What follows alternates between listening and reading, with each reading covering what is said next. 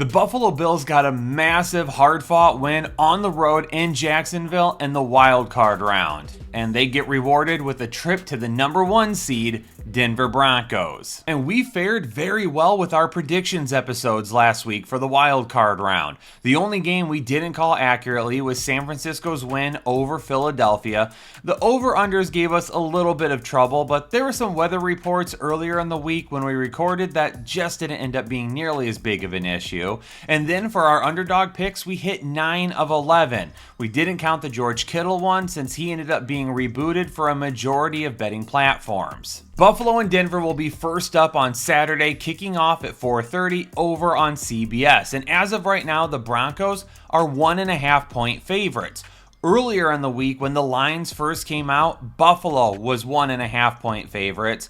Denver has swung that in their favor, and the over-under right now is set at 45.5 points. And even though the game is in Denver, not expecting too much with the weather. It's going to be sunny with light wind. The Bills as the 6th seed finished 12-5 this season with a point differential of plus 116. The Denver Broncos, finishing as the 1 seed with a 14-3 record, finished with a point differential of plus 90. Both teams are fairly healthy as of right now. For the Bills, Maxwell Harrison, Ty Johnson, Jordan Poyer, those are the 3 players that we're keeping an eye on that had not practiced as of Wednesday. And for the Denver Broncos, no major issues to talk about with injuries on that side. But who has the edge in terms of the matchup? At the quarterback position, we're obviously going to go with Josh Allen. A huge come from behind victory last week. And yes, he's dealing with a foot issue right now, but he's playing through it, and he's going to continue to play through it, and he doesn't look all that bad.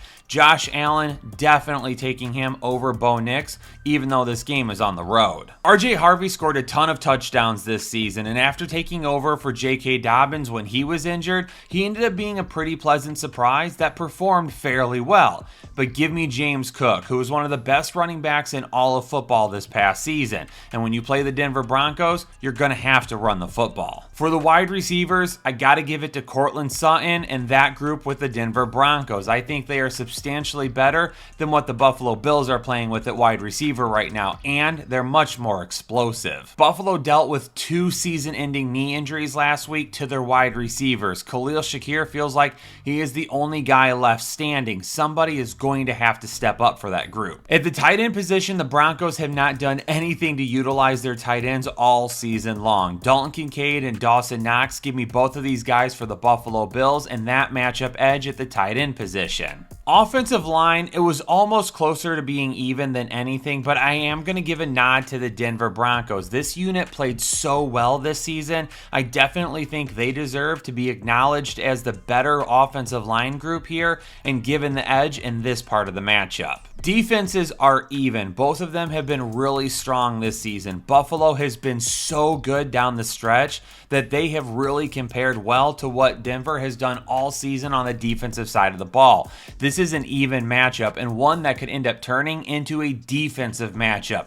Whoever creates the most turnovers may end up winning this game. For special teams, I'm going to give the edge to the Denver Broncos at home, meaning that this matchup is going to be even for me across the board. There's a lot of good individual matchups here, but the defensive side of the ball really to me feels like what is going to determine what happens in this game. All right, time to lock in for our underdog picks for this matchup. And for the Buffalo Bills, I'm going to be taking a look at Dawson Knox going higher than 14.5 receiving yards. And you can go ahead and move that line down a little bit and still get a 0.74 multiplier. And the numbers show that this is a really solid pick. Over his last 10 games, he's hit this number 9 times. Over his last 20 games, he's hit it 75% of the time, and he hit it 83% of the time in 2025. And like I just mentioned, there are some injuries to the wide receiver position in Buffalo that they will be dealing with this week.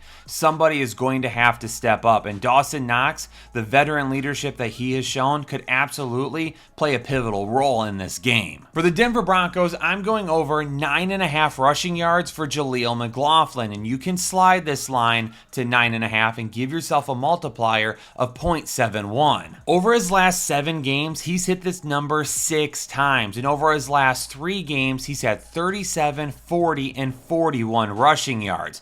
Buffalo has been known to give up a few rushing yards on the ground this season, so hopefully with just a couple of carries, Khalil McLaughlin could end up hitting this number for you. I think what Denver did this season was awesome. They were absolutely one of the better teams in the NFL.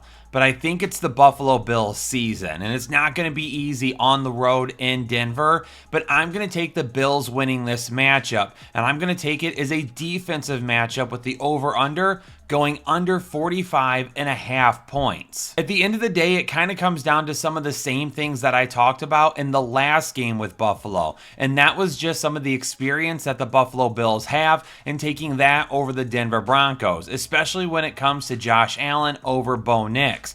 When I talk about this being a defensive matchup, I mentioned it a couple of minutes ago. What defense can create the most turnovers? And I think Bo Nix is a far bigger liability to turn the ball over than Josh Allen. Headliner Nation, let me know down in the comments who you're taking in this game. Are you going with the Bills or are you going with the Broncos? And let me know how your underdog picks did last week as well. Make sure you hit the subscribe button and stick around all offseason long and catch the rest of our prediction episodes that will be coming out this week, including all of our off-season content. And don't forget about Headliners Unfiltered, live on Mondays and Thursdays. Stay safe, stay healthy, and I'll catch you all in the next episode of the Fantasy Headliners. Analytics off the chain, all the channels not the same. Jake and Kyle, you know the name. Headliner Nation, we running the game.